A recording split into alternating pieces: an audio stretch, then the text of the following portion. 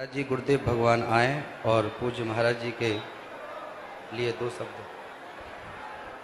रामचंद्र भगवान की, बागेश्वर धाम की, सीतानाथ समारंभाम श्री रामानंदार्य मध्यमाम अस्मदाचार्य पर्यंताम वंदे गुरु परंपराम। तुलसी तुलसी सब कहें तुलसी बन की घास, कृपा भई रघुनाथ की सो बन गए तुलसीदास। हनुमान जी महाराज की आज बड़ा ही पावन शुभ अवसर है। आप सब जो यहाँ हैं पहले तो विराजमान हो जाओ, बैठ जाओ, बैठ जाओ। अब बहुत खड़ा हो लिया, अब बैठ जाओ, क्योंकि भगवान की कथा ना बैठे बैठे सुनी जाती है। बैठ करके श्रवण करो। आज बड़ा ही शुभ अवसर है। पावन तीर्थ बागेश्वर धाम पर श्री धाम वृंदावन की रज पूज्य महाराज जी के चरणों से चलती हुई यहां पहुंची है। और निश्चित रूप से यह रज अब जिन जिन के माथे पर पड़ेगी, बागेश्वर धाम में आने वाले उन सबका कल्याण होगा। ऐसे पूज्य श्री गीता मनीषी कृष्ण कृपा धाम वाले पूज्य महाराज जी व्यासपीठ पर विराजमान हैं, जिनके मुखार विंद से हम आप सब कथा को श्रवण करेंगे। महाराज जी ने गीता के ऊपर इतनी सरल टीका की है, इतने सरल तरीके से गीता को समझाया है, जिसके जीवन में गीता का प्रादुर्भाव हो जाता है, वह जिंदगी के प्रत्येक रण को जीत जाता है। ऐसे पूज्य महाराज जी हमारे आपके सन्मुख व्यास पर विराजमान है। ज्यादा समय नहीं गवा करके पूज्य महाराज जी के चरणों को साष्टांग दंडवत प्रणाम करके निवेदन करेंगे कि पूज्य महाराज जी हम आप सबको आशीर्वाद दें और अपना आशीर्वचन सुनावें। और आप लोग बैठ जाओ, फिर हम कहेंगे। जो यहाँ खड़े ना, बैठ जाओ, बैठ जाओ। ओ कक्का हरो, बैठ जाओ, बैठ जाओ कक्का हरो।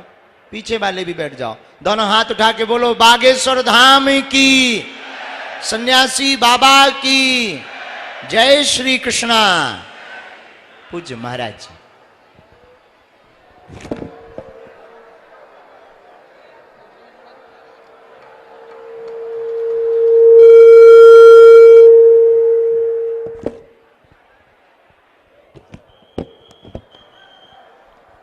ओम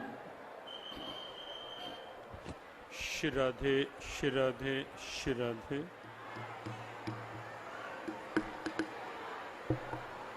श्रद्धे श्रद्धे श्रद्धे।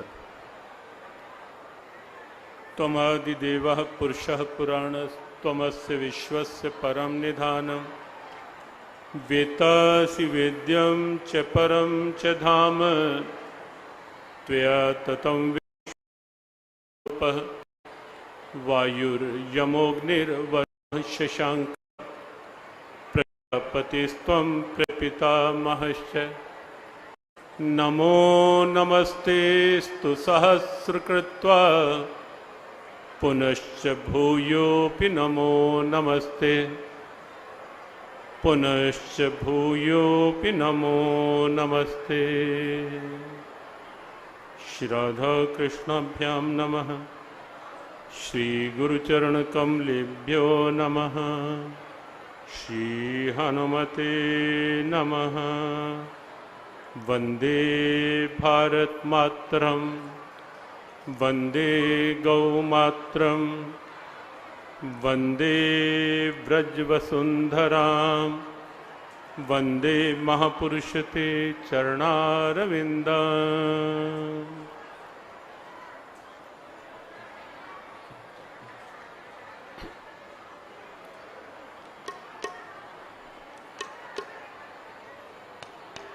अपनी प्यारी मातृधरा भारत भूमि को वंदन करते हुए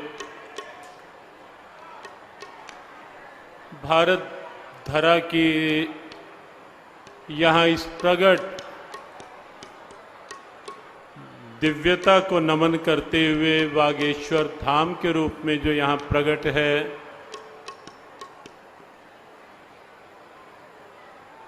श्री बालाजी महाराज को, बागेश्वर धाम सरकार को वंदन नमन करते हुए सभी पूज्य संतजन सबके प्रति वंदन करते हुए 1-2 मिनट के लिए भगवान नाम का आश्रय लेते हैं हम सब मिल करके। जय जय सीताराम, जय जय राधे श्याम, जय जय सीताराम,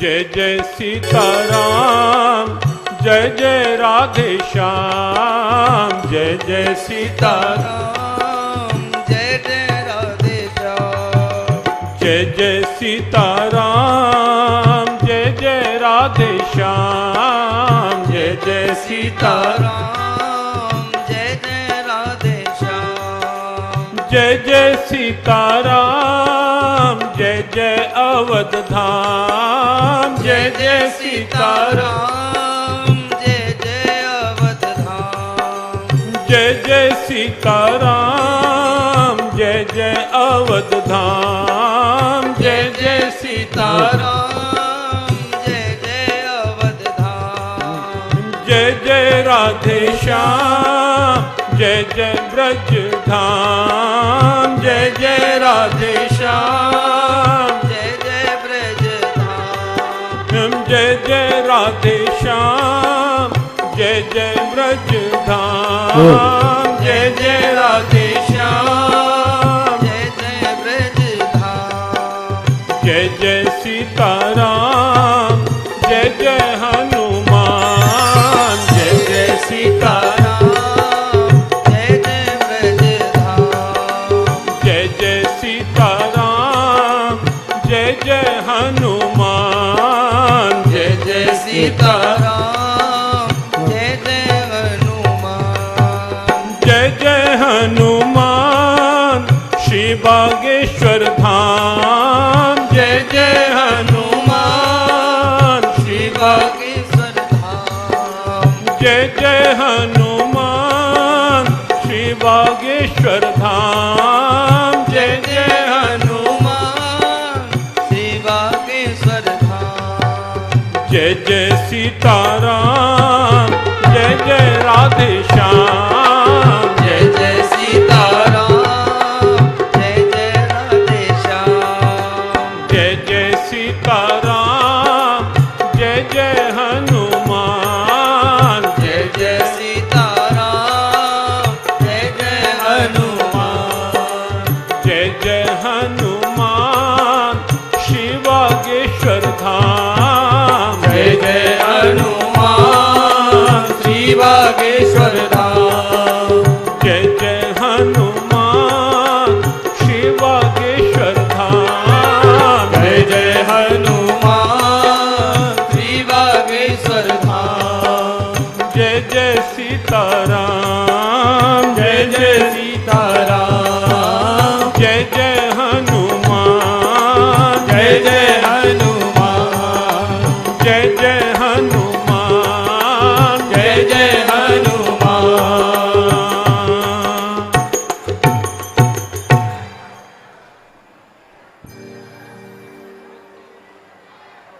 शिरा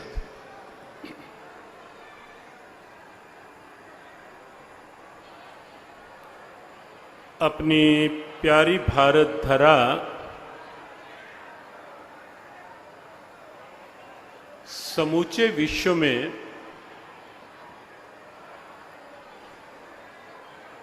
अपना एक अलग सा महत्वपूर्ण स्थान रखती ही है, इसमें तनिक भी संदेह नहीं। उसके कारण है भारत भूमि अवतारों की भूमि है। भारत धरा त्योहारों की धरा है। भारत धरा ऋषियों की धरा है। भारत धरा गुरु परंपरा, संत परंपरा, ग्रंथ परंपरा और तीर्थ परंपरा की दिव्यता की धरा है। और परंपराओं की यह दिव्यता जो है, जो अपने इस प्यारे राष्ट्र में है, वो समूचे विश्व में अन्यत्र कहीं मिलेगी नहीं। अवतार परंपरा अपने भारत का गौरव है और केवल अपने हिंदू सनातन धर्म की दिव्यता है। और यह एक ऐसी दिव्यता है कि जिसमें आप पाएंगे कहीं संकीर्णता नहीं, समूचे विश्व को अपनी उदारता के आगोश में समेट लेने की दिव्यता यदि कहीं है तो वो भारत की अवतार परंपरा में है। और इसीलिए आप पाएंगे अपनी अवतार परंपरा में भगवान राम का अवतार देखें या भगवान कृष्ण का अवतार देखें या अन्य अन्य, आप पाएंगे कहीं संकीर्णता नहीं। ये अवतार केवल मात्र इस धरा पर आकर के ऊंचे आसन पर अपनी पूजा करवाने के लिए नहीं आए धरा पर, परंपराओं के स्थापन के लिए। और वह स्थापन भी अपने व्यवहार के माध्यम से, केवल कथनी के माध्यम से नहीं। और यही कारण है कि जब गीता के गोविंद भगवत गीता में ऐसा उद्घोष करते हैं कि पार्थ, जब जब धर्म की हानि होती है, अधर्म की वृद्धि होती है, तब तब पुनश्च धर्म संस्थापनार्थाय संभवामि युगे युगे। मैं युग युग में प्रकट होता हूं, केवल एक समय नहीं, केवल एक बार नहीं, केवल एक स्थान पर नहीं, संभवामि युगे युगे। जब जब, जहां जहां, जिस जिस रूप में जैसी जैसी आवश्यकता होती है, भगवान कहते हैं गीता में, पार्थ मैं तब तब वहां वहां उसी आवश्यकता के अनुरूप स्वयं को तद्दत रूप में प्रकट कर लेता हूं। भगवत गीता में यहां हमारे सुविज्ञ जन बैठे हैं, अनेक विद्वत जन बैठे हैं, श्रद्धे बागेश्वर धाम सरकार धीरेन्द्र शास्त्री जी महाराज की उपस्थिति का सौभाग्य अर्जन तो आप सब कर ही रहे हैं। श्रीधाम वृंदावन से आदरणीय इंद्रेश जी, जिन्हें आपने संभवतः कल या परसों श्रवण भी किया, और कुछ शब्द हमने भी श्रवण किए बड़े अच्छे भाव से। आदरणीय वृंदावन से ही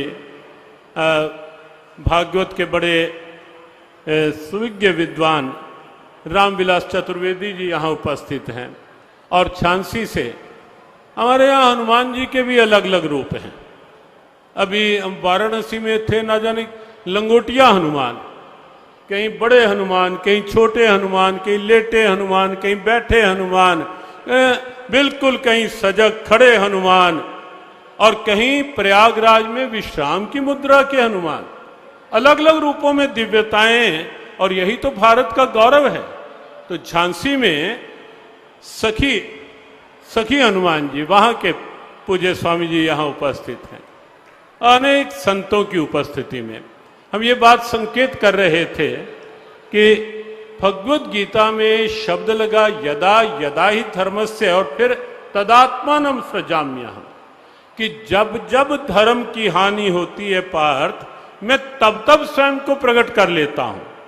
और श्री रामचरितमानस में भी, जहां गोस्वामी तुलसीदास जी महाराज भगवान राम के अवतार की चर्चा करते हैं, वहां भी शब्द जब जब हो ही धर्म कई हानि, बाढ़ ही असुर अधम अभिमानी, करहि अनीति जाई नहीं वर्णी, सीधहि विप्र धेनु सुरधरनी, तब तब प्रभु धरी विविध शरीरा, हर ही कृपा निधि सज्जन पीरा।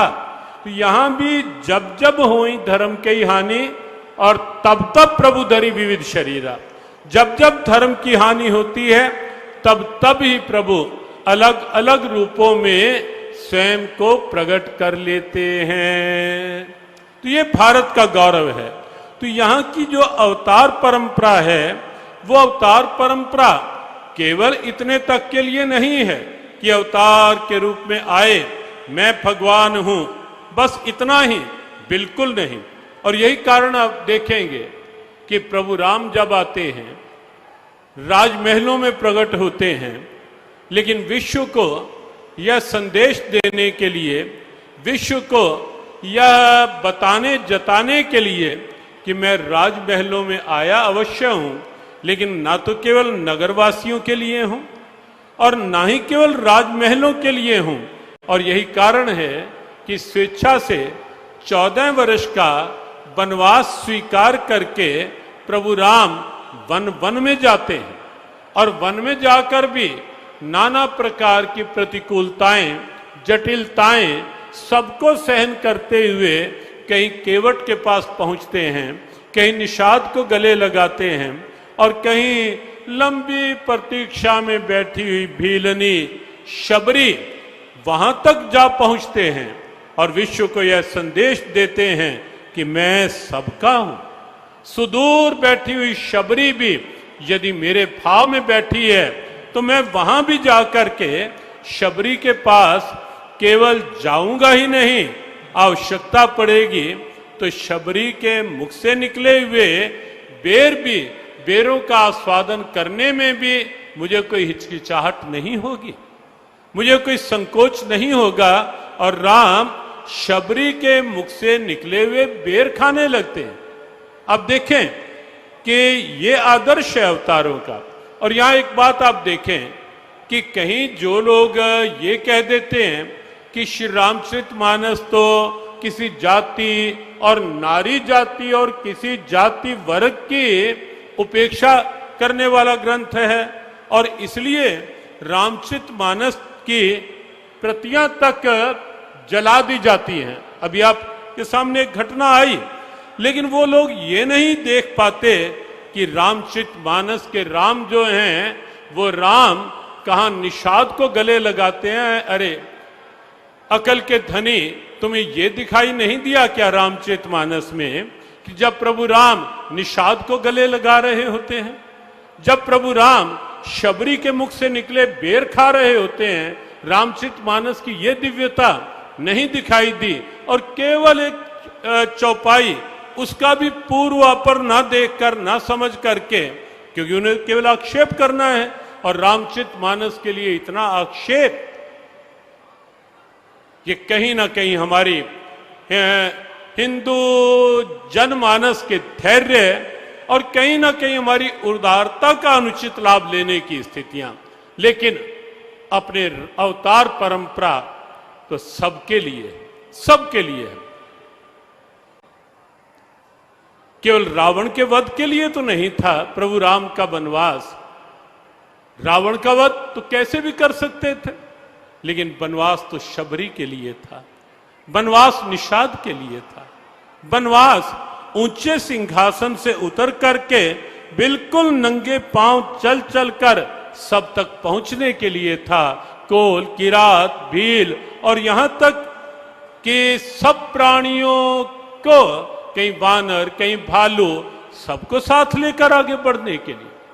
भगवान कृष्ण का अवतार देखें, एक अवतार राजमहलों में प्रकट, वन वन तक गए, और एक अवतार प्रारंभिक लीला ब्रज धाम, वृंदावन धाम, पूरा वन क्षेत्र, प्रारंभिक लीलाएं वहां, लेकिन उसके पश्चात राजमहलों तक की यात्रा, द्वारकाधीश बनकर द्वारका जी तक पहुंचे, लेकिन कहीं भी कभी भी परंपराओं को छोड़ा नहीं।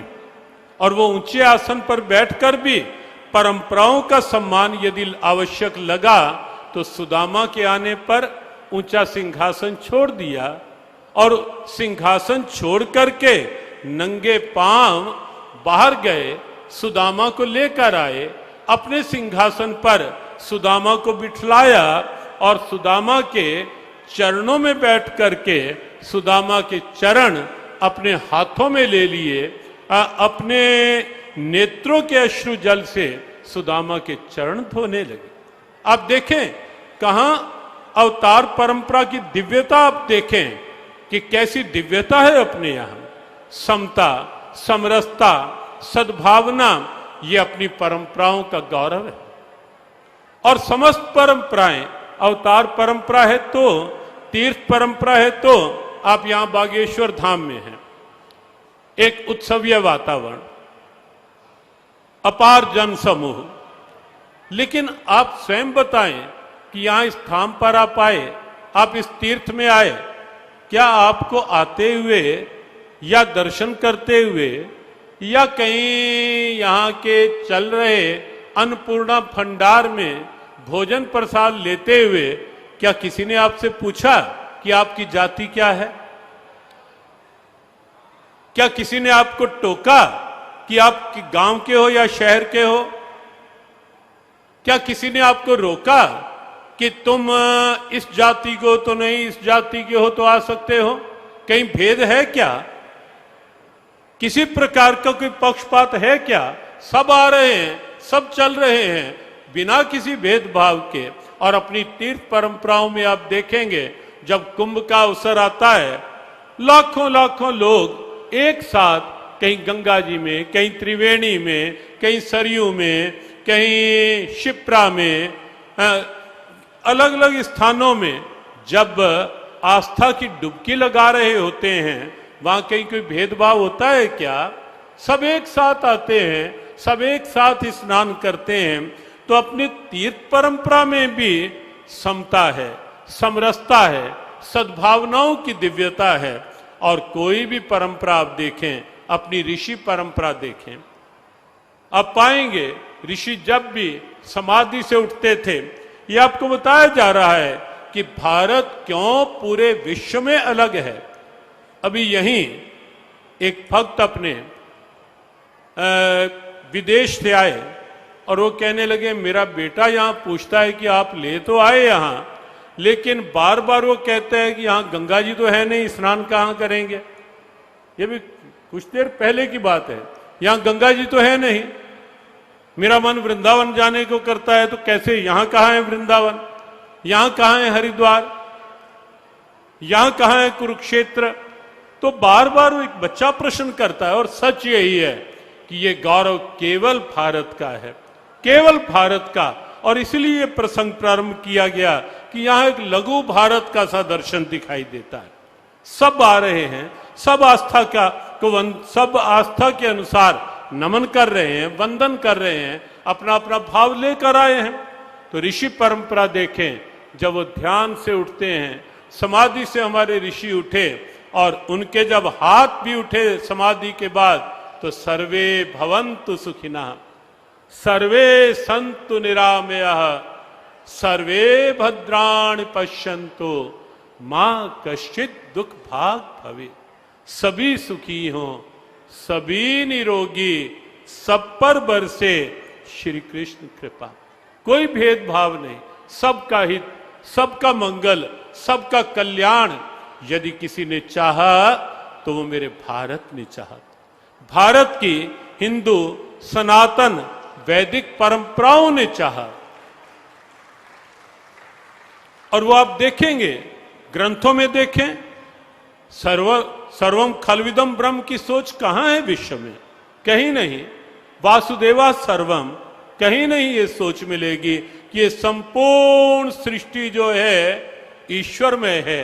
सिया राम में सब जग जानी, करो प्रणाम जोरी जुग पानी। यह जो दिव्यता है कि समूचे विश्व के कण कण को यह मान करके कि ये पूरा विश्व सिया राम का ही रूप है, ये समूचा विश्व खलविदम ब्रह्म, ब्रह्म का ही स्वरूप है, परमात्मा का ही रूप है। ये सोच हमारी ग्रंथ परंपरा की आप देखेंगे, और पूरी परंपराओं में आप देखें ये सद्भावना है। एक बात और देखें, कई बार ऐसा लगता है, कुछ लोग ऐसा कह देते हैं कि ये हिंदू सनातन धर्म में कितने भगवान हैं, कभी कहां कभी कहां कभी कहां ये सर झुकाते हैं।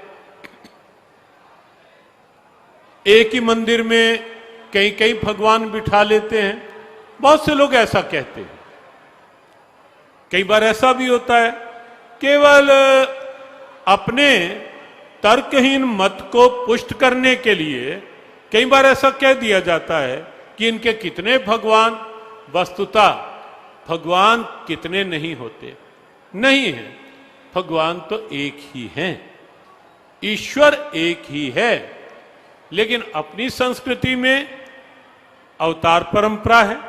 अभी संकेत किया कि भगवत गीता की दिव्यता संभवामी युगे युगे, अपनी संस्कृति में अवतार परंपरा है, भगवान एक से अनेक हो जाते हैं।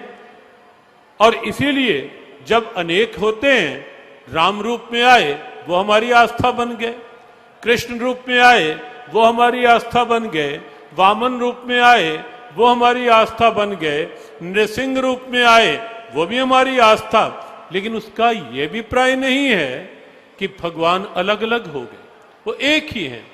श्रीधाम वृंदावन में यदि गोस्वामी तुलसीदास जी महाराज आते हैं और आकर के भगवान कृष्ण की उस दिव्यता को प्रणाम करते हुए उनके मुख से अनायास निकल आता है कि का वर्णव छवि आज की, भले बने हो नाथ, तुलसी मस्तक तब नवे, जब धनुष बाण लो हाथ।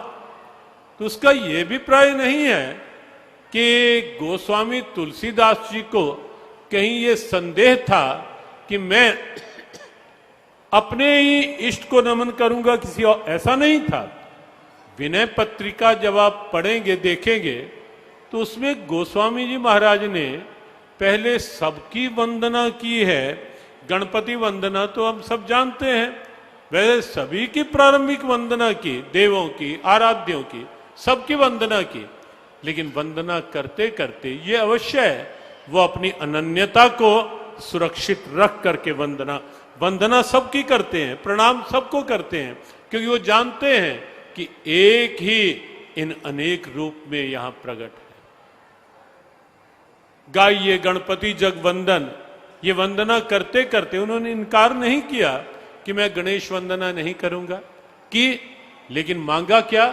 मांगा हूं तुलसीदास कर जोरे, बस हूं राम सिए मानस मोरे।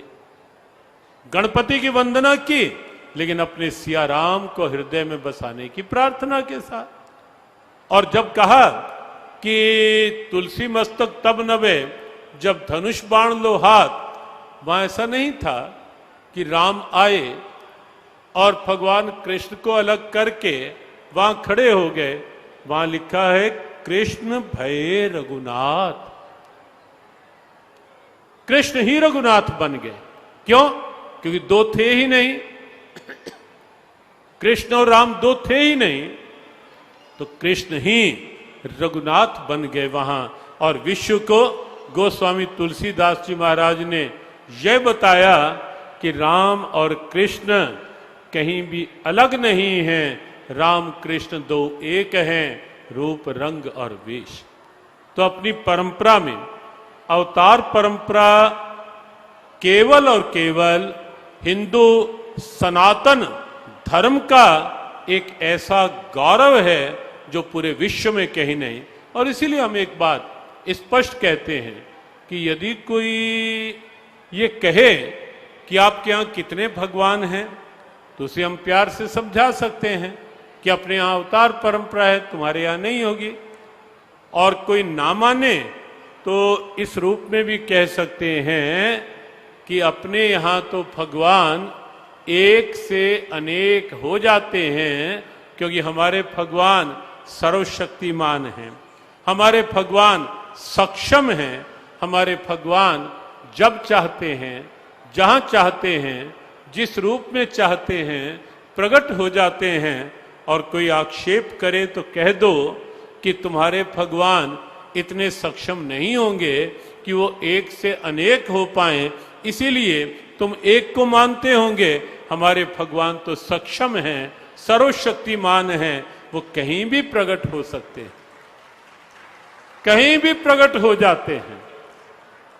भक्तमाला पढ़कर देखें, अनेक परम भागवतों के दिव्य जीवन चरित्र आपको पढ़ने को, सुनने को मिलेंगे कि कहां कहां कैसे कैसे अपने भक्त की भावना को सामने रखकर, अपने भक्त के भाव भरे पुकार को सुन करके कि भगवान कैसे कैसे प्रकट हुए, भरे पड़े हैं हमारे ग्रंथ। ढेरों ढेरों उदाहरण हैं, ढेरों उदाहरण। और उसी में देखो, जब जब विशेष स्थिति होती है स्वयं भगवान प्रकट होते हैं, और कभी कभी ऐसा होता है कि भगवान अपने साथ अपने कुछ विशेष पार्षद भी अपने ही अंश के रूप में स्वयं साथ लेकर आते हैं, या आवश्यकता के अनुसार प्रकट कर देते हैं भगवान की ही दिव्यताएं। जैसे श्री हनुमान जी महाराज, कोई ऐसा पक्ष नहीं है जो आप हनुमान जी महाराज के जीवन में दिव्यता के रूप में नहीं देखेंगे, कोई ऐसा पक्ष नहीं। भक्ति के जितने लक्षण हैं वो सबके सब श्री हनुमान जी महाराज में। ज्ञान की पराकाष्ठा श्री हनुमान जी महाराज ने, ज्ञान की दिव्यता और सेवा की दिव्यता, भगवत गीता के तीनों योग हनुमान जी महाराज ने साक्षात प्रकट। और एक सत्य ये भी है, वैसे तो आप देखें कि भगवान राम, हनुमान जी महाराज त्रेता युग में,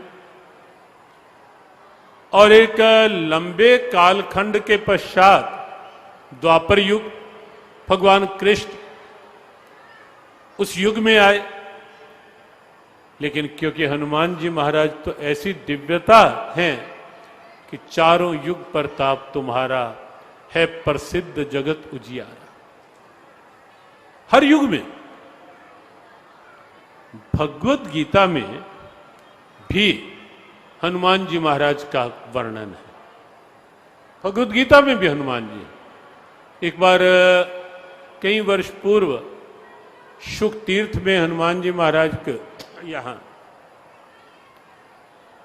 वहां एक आग्रह था कि हनुमान जी महाराज को गीता, तो विषय लिया गया गीता में हनुमान और हनुमान में गीता, गीता में हनुमान और हनुमान में गीता। गीता जी में हनुमान जी हैं। प्रथम अध्याय 20वां श्लोक, अथ व्यवस्थितान दृष्ट्वा धार्तराष्ट्रान कपिध्वजा, वह रथ जिसमें सारथी भगवान कृष्ण हैं, रथी बनकर अर्जुन बैठा है, और जिस रथ की ध्वजा पर हनुमान जी महाराज स्वयं विराजमान हैं, जिस रथ की ध्वजा जो है कपिध्वजा है, जहां हनुमान जी साक्षात विराजित हैं, केवल प्रतीक रूप में नहीं, केवल ऐसा नहीं कि एक कपड़े का ध्वज और उस पे हनुमान जी महाराज की चित्रकारी, साक्षात हनुमान जी। और महाभारत में ऐसा प्रसंग मिलता ही है कि जब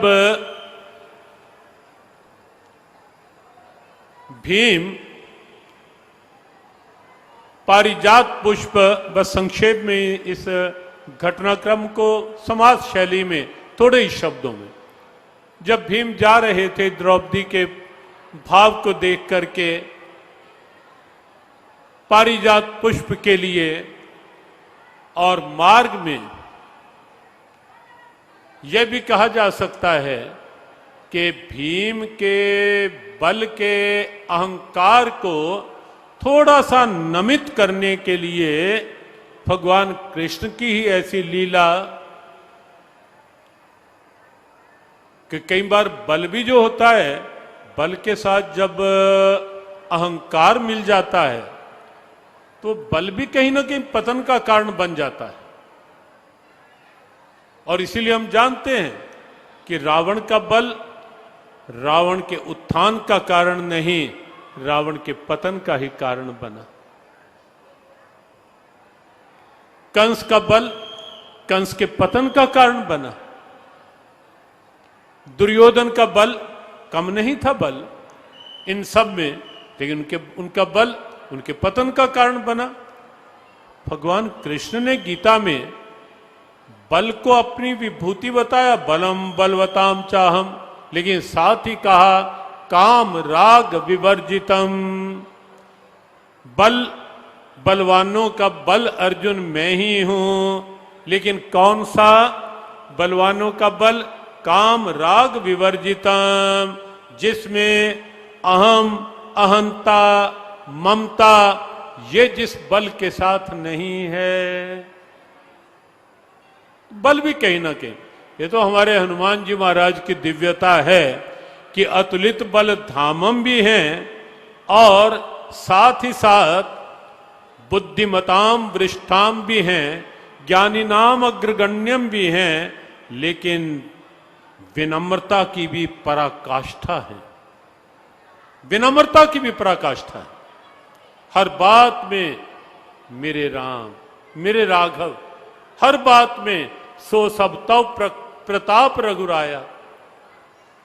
वैसे तो दुर्गम का जगत के जेते, सुगम अनुग्रह तुमरे तेते। ढेरों दुर्गम से दुर्गम कार्य भी सुगम करने वाले हनुमान जी, लेकिन विनम्रता यह कि कभी अहम नहीं कि मैंने किया, हर बात में केवल एक ही बात, सो सब तव रघु, सो सब तव प्रताप रघुराया। यहां बल भी है, बुद्धि भी विवेकनी और साथ साथ विनम्रता की भी दिव्यता। एक बात चल रही थी भीम को लेकर के, बल कहीं अहम पूरित ना हो जाए ऐसा लगता है कि भीम को ऐसी शिक्षा देने के लिए और भविष्य में युद्ध में हनुमान जी को साथ रखने के लिए भीम जा रहे थे। मार्ग में एक बहुत वृद्ध सा वानर बिल्कुल मार्ग रोके हुए, भीम को लगा कि ये वानर रास्ता रोके हुए है। आवाज लगाई, वानर ने सुनी नहीं, एक और हटने के लिए, रास्ता देने के लिए। 2-3 बार की आवाज भी जब नहीं सुनी, तब आवाज आई कि भाई मैं बूढ़ा हो चला हूं, ऐसा करो मेरी पूंछ पकड़कर मुझे एक तरफ करके रास्ता बना लो और आगे निकल जाओ। भीम ने पूरे अपने उसी भाव से, जो भाव है, पूंछ पकड़ी उस वानर की, लेकिन टस से मस नहीं, पूरा बल प्रयोग कर दिया, पूरा बल प्रयोग कर दिया कि लेकिन वो वानर टस से मस नहीं हो पाया भीम से। जब शरीर पूरी तरह हार गया, भीम ने हाथ जोड़ दिए, सर झुका दिया और विनम्रता से कहा, जिसकी आवश्यकता थी, कि वानर राज तुम कौन हो? और उस समय वानर साक्षात श्री हनुमान जी महाराज के रूप में प्रकट हो गया। बोलिए श्री हनुमान जी महाराज की। तो वानर साक्षात हनुमान जी महाराज के रूप में सामने प्रकट। भीम देखता ही रह गया। और जब पूरा परिचय हुआ जब, तो यह भी स्पष्ट हुआ कि एक संबंध से दोनों भाई भी निकले। भीम पवन पुत्र है ही है।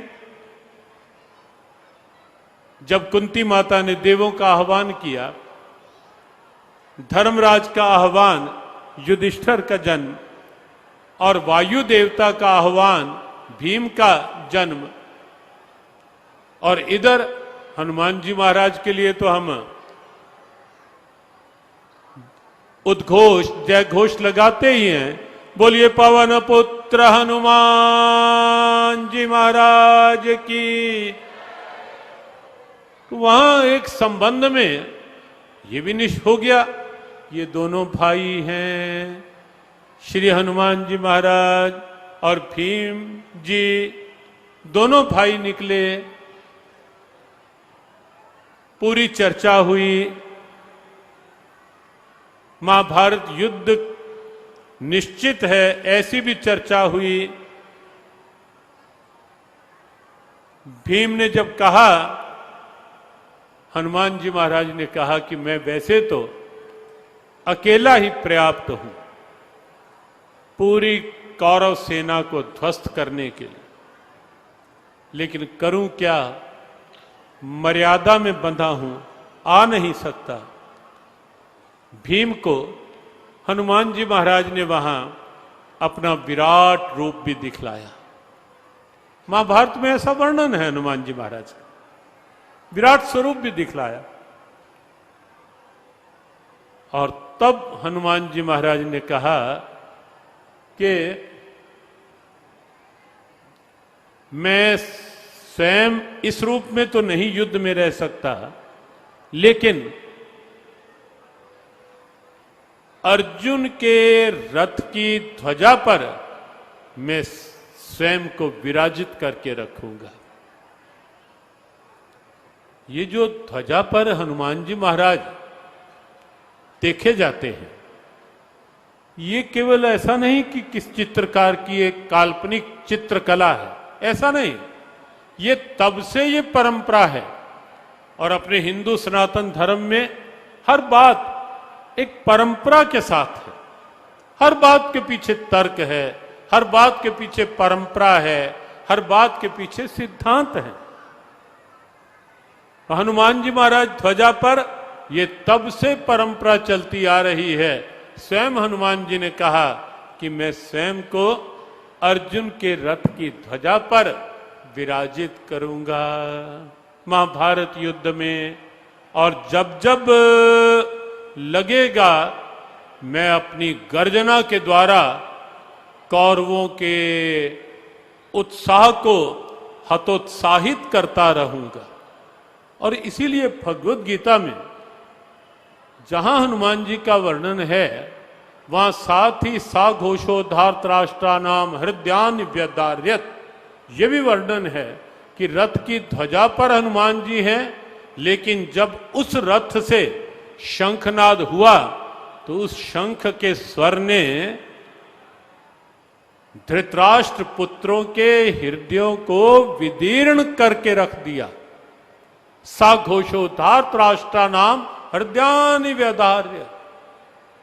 और वो केवल शंख के स्वर के में नहीं, क्योंकि शंख के साथ श्री हनुमान जी महाराज का वो आश्वासन था कि मैं अपने उद्घोष से कौरव पुत्रों के, धृतराष्ट्र पुत्रों के हृदय विदीर्ण अर्थात उन्हें हतोत्साहित करता रहूंगा। तो हनुमान जी महाराज भी भगवत गीता में विराजित हैं। जय जय सीताराम, जय जय हनुमान, जय जय सीता।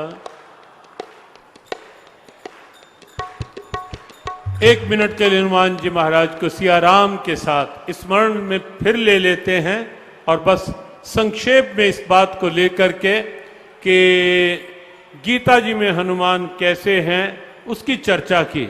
संक्षेप में हम थोड़ी चर्चा करेंगे कि हनुमान जी में गीता जी कैसे है। जय जय सीताराम, जय जय हनुमान, जय जय सीताराम, जय जय सीताराम, जय जय हनुमान, जय जय सीताराम,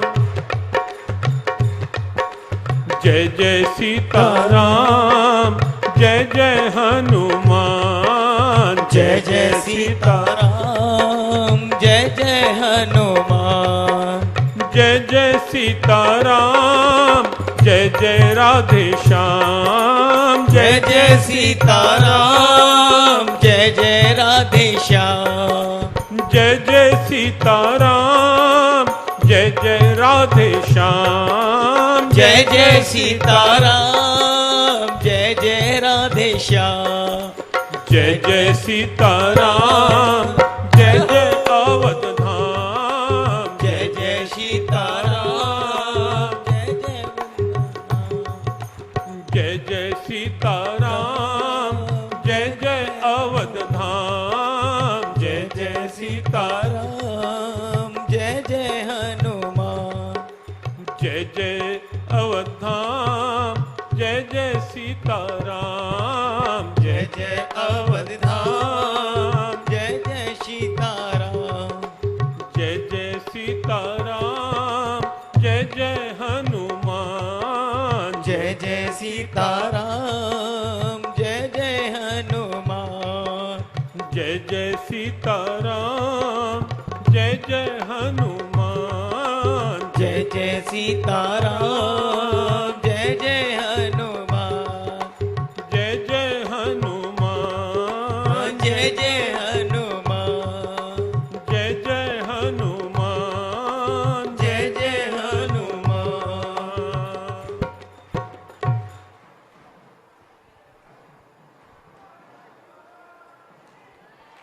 बात चल रही थी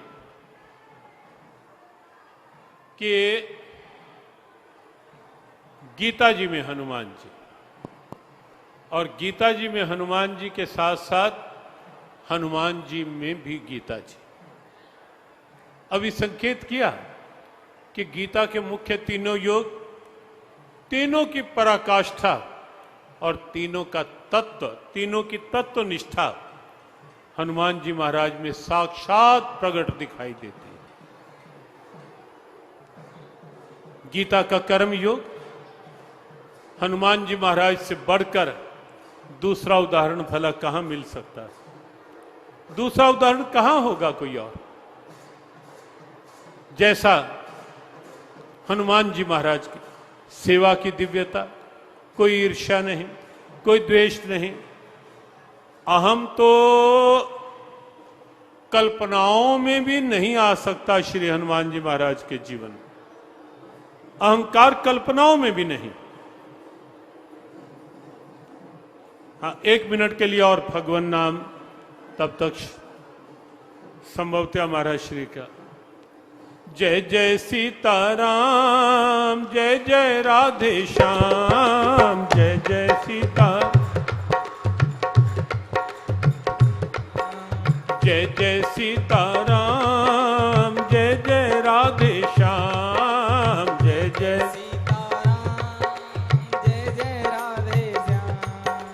जय जय सीताराम, जय जय राधे श्याम, जय जय सीताराम, जय जय राधे श्याम, जय जय सीताराम, जय जय राधे श्याम, जय जय सीताराम, जय जय राधे श्याम, जय जय सीताराम, जय जय हनुमान, जय जय सीताराम, जय जय हनुमान, जय जय सीताराम, जय जय हनुमान, जय जय सीताराम, जय जय हनुमान, जय जय सीताराम।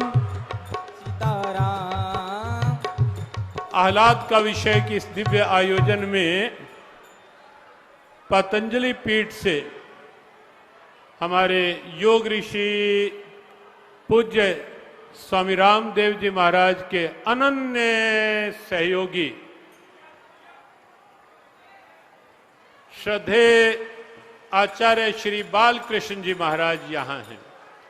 बहुत बहुत अभिनंदन। और श्रीधाम वृंदावन से पूज्य महाराज श्री का आगमन अभिनंदनीय, वंदनीय। बस संक्षेप में बात पूरी करते हैं। 1 मिनट जब तक सभी श्रद्धेय जन आसन लें, 1 मिनट के लिए पुनः भगवान नाम के साथ सबका अभिनंदन। जय जय सीताराम, जय जय राधे श्याम, जय जय सीताराम, जय जय राधे श्याम, जय जय सीताराम, जय जय राधे श्याम, जय जय सीताराम, जय जय राधे श्याम, जय जय सीताराम, जय जय राधे श्याम, जय जय सीताराम, जय जय राधे श्याम, जय जय सीताराम, जय जय हनुमान, जय जय सीताराम, जय जय हनुमान, जय जय सीताराम, जय जय हनुमान, जय जय सीताराम, जय जय हनुमान, जय जय सीताराम, जय जय हनुमान, जय जय सीताराम, जय जय हनुमान, जय जय हनुमान, श्री बागेश्वर धाम, जय जय हनुमान, श्री बागेश्वर धाम, जय जय हनुमान, श्री बागेश्वर धाम, जय जय हनुमान, राम जय बागेश्वर धाम, जय जय सीताराम, जय जय हनुमान, जय जय सीताराम, राम जय बागेश्वर धाम, जय जय सीताराम, जय जय श्री हनुमान, जय जय सीताराम, राम जय जय श्री हनुमान, जय जय श्री हनुमान, जय जय श्री हनुमान, जय जय सीताराम, जय जय सीताराम। तो बस सार में 5 मिनट में उस भाव को विश्राम की ओर ले जाते हुए भगवत गीता में हनुमान जी महाराज की चर्चा, और हनुमान जी महाराज में तो गीता का कोई ऐसा भाव नहीं। कर्म योगी के लक्षण पढ़े सबके सब हनुमान जी में, भक्त के लक्षण 12वें अध्याय के पढ़े सभी लक्षण हनुमान जी में साक्षात प्रकट आप अनुभव करेंगे। ज्ञानी के लक्षण पढ़े 13वें अध्याय में हनुमान जी महाराज में एक एक लक्षण बिल्कुल प्रत्यक्षवत अनुभव किया जा सकता है। 14वें अध्याय के गुणातीत के लक्षण देखें आप भगवत गीता में, और श्री हनुमान जी महाराज को समक्ष रखें, आपको लगेगा कि इससे बढ़कर कोई दूसरा उदाहरण गीता के गुणातीत की दिव्यता का हो नहीं सकता। यहां तक कि गीता में सन्यासी की बात आई, हनुमान जी महाराज में वह दिव्यता भी आप पाएंगे। तो गीता में हनुमान, हनुमान जी में गीता। बात चली थी हमारी कि अपना भारतवर्ष, अपना ये प्यारा देश, और अपने प्यारे देश में वैदिक सनातन हिंदू धर्म की दिव्यता और इसमें परंपराओं का अद्भुत समन्वय, और उस समन्वय में भी पूरे विश्व को, पूरी मानवता को, और मानवता ही नहीं प्राणी मात्र को सद्भावना, समता, समरसता के आगोश में लेने की यदि कहीं दिव्यता है, वो दिव्यता केवल और केवल हिंदू वैदिक सनातन धर्म में ही है, केवल और केवल। और ये बात ऐसी नहीं कि हमें हिंदू वैदिक सनातन धर्म में जन्म का सौभाग्य मिला है, इसलिए कही जा रही है। बड़ी खुली बात है, तर्क की बात है, लॉजिक की बात है, केवल शास्त्र के पन्नों पर लिखी हुई बात नहीं, ऋषियों के प्रकट अनुभव की बात है। व्यवहार के धरातल पर बिल्कुल साक्षात अनुभव की हुई दिव्यता है ये कि हिंदू वैदिक सनातन धर्म ही पूरे विश्व में शांति और सद्भावना की एकमात्र प्रेरणा, एकमात्र प्रेरणा। और इसीलिए जब बागेश्वर धाम से हमारे श्रद्धेय आदरणीय धीरेन्द्र शास्त्री जी महाराज जब इस प्रकार की बात करते हैं और जब बात हिंदू राष्ट्र तक की करते हैं, तो उसमें ऐसा नहीं है कि कहीं किसी का नुकसान करके किसी को अहित पहुंचाने के लिए ये बात है, क्योंकि हिंदू एक सोच है, एक ऐसी सोच जहां एक क्षमता है, जहां एक दिव्यता है, जहां उदारता है, जहां समन्वयात्मक दृष्टि है, जहां पूरे विश्व को एक सूत्र में पिरोने की क्षमता है। और इसीलिए तो गीता के गोविंद कहते हैं कि पार्थ, माला के मन के अनेक हो सकते हैं, लेकिन सूत्र एक होता है, धागा एक होता है, और मैं उस धागे की तरह हूं जहां मन के एक माला के रूप में आ जाते हैं और पूरे विश्व को समता सद्भावना की एक माला बनाने की क्षमता यदि कहीं है तो केवल और केवल हिंदू वैदिक सनातन धर्म के ऋषियों की सोच में से प्रकट होगी। वरना आप देखें, कहीं से युद्ध की भी भीषिकाएं, कहीं से कोरोना जैसी चाही अनचाही आपदाएं, कहीं से अलग अलग प्रकार की समस्याएं प्रकट होती हैं, लेकिन शांति की दिव्यता जब भी प्रकट हुई और पुनः जब भी प्रकट होगी, वो केवल और केवल इस भारत धरा से होगी, इस भारत धरा से होगी। विश्व में ऐसी दिव्यता कहां आप पाएंगे कि एक सन्यासी बाबा कहीं एकांत में, अभी अब हम आए समाधि स्थल को प्रणाम करने गए, पूज्यपाद सन्यासी बाबा क्या समाधि स्थल, और वहां खड़े होकर ही लगता है कि एक संत के तप की गहराई क्या हो सकती है, वो एक लंबे कालखंड के पश्चात भी उस स्थान पर खड़े होकर के अनुभव की जा सकती है, यदि किसी का भाव है तो। और उसके साथ साथ आप देखें कि एक सन्यासी बाबा के नाम से कुछ लेना न देना, मगन रहना, और भाव की गहराई इतनी गहरी कि साक्षात हनुमान जी महाराज प्रकट। और ऐसा देखो, कुछ लोग ये कहने लगे कि बागेश्वर धाम अचानक कहां से निकल आया। तो ऐसी ऐसी चर्चा भी बाहर आई है, जब बाहर लोग मिलते हैं, ये अचानक बागेश्वर, हमने कहा कहीं से नहीं निकला, बागेश्वर धाम तो वहीं था पहले। कहा ये चर्चा में अब हुआ।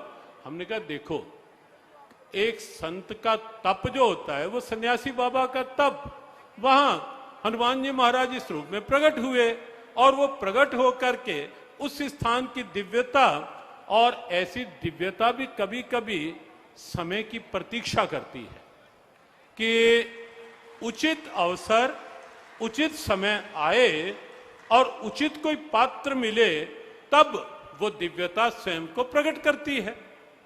देखो, सूर्य कई बार बादलों में ढक जाता है या नहीं, बादलों से आच्छादित हो जाता है सूर्य या नहीं, हो जाता है ना। लेकिन लगातार सूर्य बादलों से ही आच्छादित रहे, यह तो संभव नहीं है ना।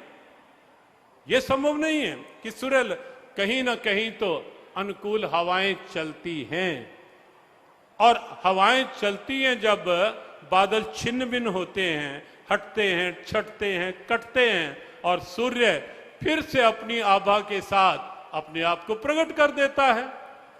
तो हमें लगता है कि ये एक ऐसा समय है कि जब देश में कुछ अनुकूल हवाएं चली हैं, कहीं अवध धाम में राम मंदिर का निर्माण फिर से हम अपनी आंखों से देख पा रहे हैं, कहीं धारा 370 की समाप्ति हम स्वयं अनुभव की और भारत को अखंड रूप में ले जाने की एक पहल, और कहीं काशी कॉरिडोर, कहीं उज्जैन महाकाल का महालोक, और ऐसे ही कहीं चार धाम की दिव्यता, अलग अलग रूपों में ये सब जो दिव्यताएं प्रकट हो रही हैं, कहीं भगवत गीता की दिव्यता अंतर्राष्ट्रीय गीता महोत्सव के रूप में पूरे विश्व में, कहीं योग की दिव्यता पूरे विश्व में अंतर्राष्ट्रीय योग दिवस के रूप में पूज्य योग ऋषि जी महाराज का, आचार्य बालकिशन जी का एक गैर तपापूत दिव्यता के भाव के साथ जुड़ी हुई वह दिव्यता कि आज अंतर्राष्ट्रीय योग दिवस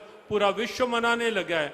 तो ये अनुकूलता की कुछ समय से जो एक ब्यार चली और कहीं तथाकथित धर्म निरपेक्षता, कहीं तुष्टीकरण की नीतियों के बादल छटने लगे और ऐसे में भारतीयता का, भारत स्वाभिमान का, राष्ट्रीयता का, अपनी हिंदू सनातन वैदिक धर्म की उस सोच का वह सूर्य फिर से पूरे विश्व में प्रकट होता हुआ पूरा विश्व देख रहा है, पूरा देश देख रहा है। हाँ, किसी किसी को अब कोई देखो सूर्य उदय हो और कोई आंखें मूंद ले और कहे कि नहीं, कहीं नहीं सूर्य, अंधेरा ही अंधेरा है, अंधेरा ही अंधेरा है, तो उसकी बात सच्ची होगी या वास्तविकता यही है कि सूर्य प्रकट है? सच्चाई क्या होगी? सच्चाई तो यही है कि सूर्य प्रकट है, बादल छट रहे हैं।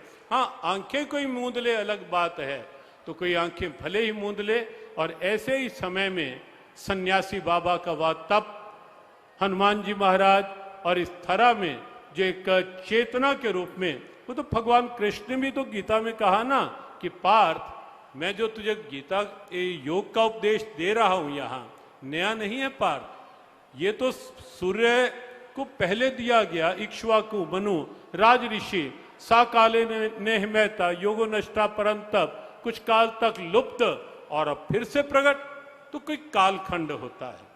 महापुरुष भी अपनी चेतना को कहीं ना कहीं स्वयं में सीमित करके रखते हैं, लेकिन जब देखते हैं कि अनुकूल हवाएं चली हैं तो किसी न किसी योग्य अवसर पर योग्य पात्र को देखकर स्थान की वह दिव्यता जो कहीं ना कहीं लुप्त स्थिति में होती है वो स्वयं को प्रकट कर देती है। और बागेश्वर धाम में ऐसा नहीं ये दिव्यता कोई किसी की व्यक्तिगत पूजा की दिव्यता है। क्यों महाराज? श्री बालाजी महाराज की उपासना है, राष्ट्र गौरव की उपासना है, और अपने हिंदू वैदिक सनातन धर्म को और परंपराओं को आगे रख करके बागेश्वर धाम की ये दिव्यता सब लोग अनुभव कर रहे हैं। कोई व्यक्तिगत पूजा की, और अपने आप ने बताया ना, अवतार भी आते हैं व्यक्तिगत पूजा के लिए नहीं, परंपराओं का सम्मान करने के लिए। ऋषि आते हैं परंपराओं का सम्मान करने के लिए। और उसी प्रकार से यहाँ बागेश्वर धाम भी परंपराओं के सम्मान की एक दिव्यता को लिए हुए, एक भाव को लिए हुए श्री बालाजी महाराज, श्री हनुमान जी महाराज के कृपा को अधिष्ठान के रूप में साथ लिए हुए बागेश्वर धाम का वह भाव इस समय यहाँ उपस्थित आप सब अनुभव कर रहे हैं।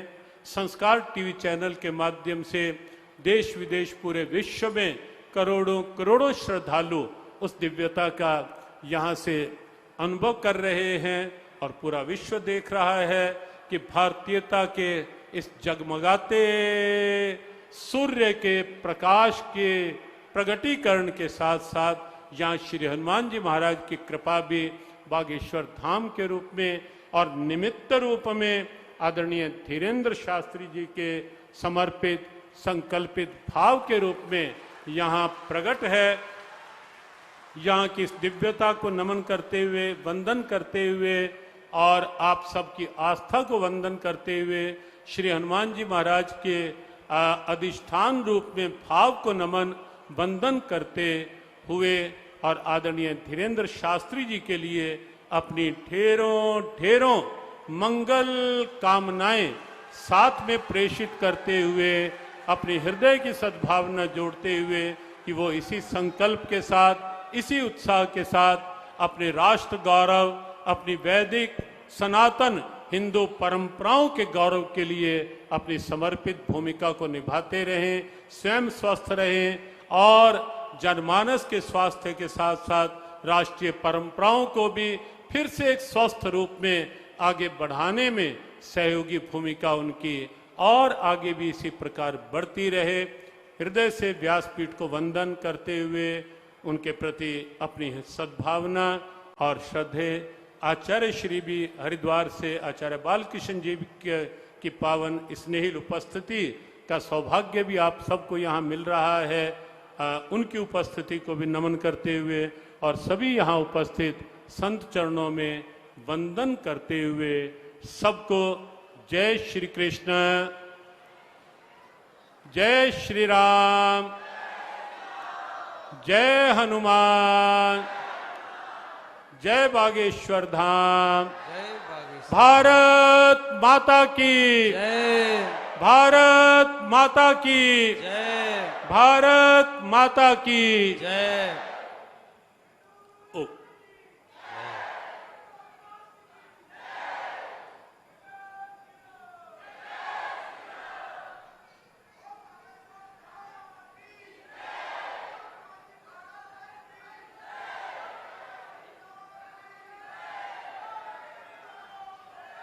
जय श्री राम।